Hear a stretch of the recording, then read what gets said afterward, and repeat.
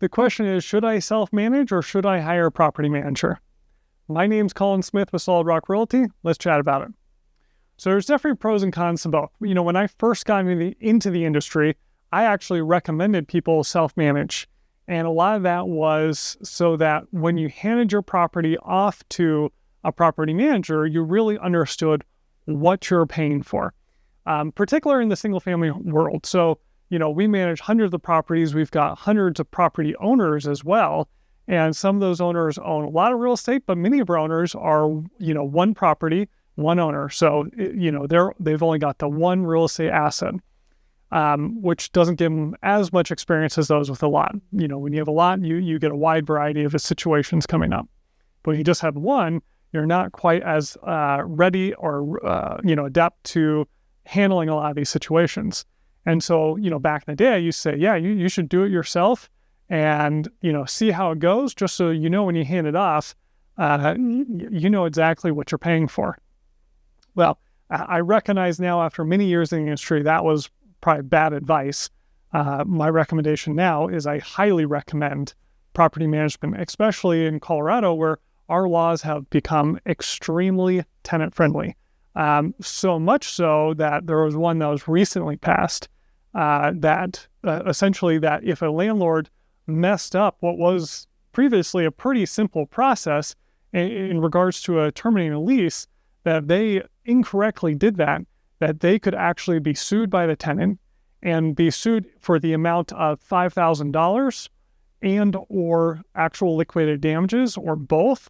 And it's possible that the judge could award that the tenant would be allowed to move back into the property after just getting them out.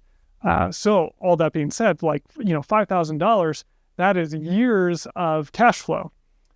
So that almost alone made me think, gosh, that'd be really unfortunate if somebody messed up that simple process, not realizing what they did, and then losing that asset, the entire asset, off of a lawsuit like that, or losing all that cash flow. There's lots of other, ways in which you can get sued. So not getting your security deposit out on a timely, or a security deposit disposition out in a timely manner is another easy way in which a tenant could sue someone. Colorado says you've got 30 days to get that out from when they move out.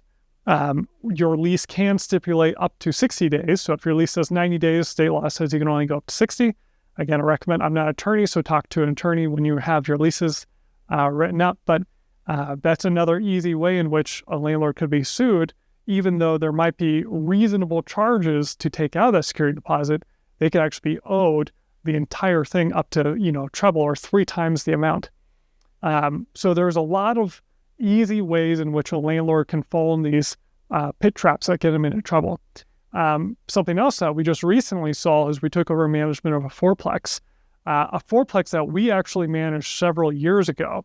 And the property was in really good condition. The landlord who owned it at the time was awesome. He really took care of his tenants. He allowed us to do the maintenance. He allowed us to do the screening and placement of tenants.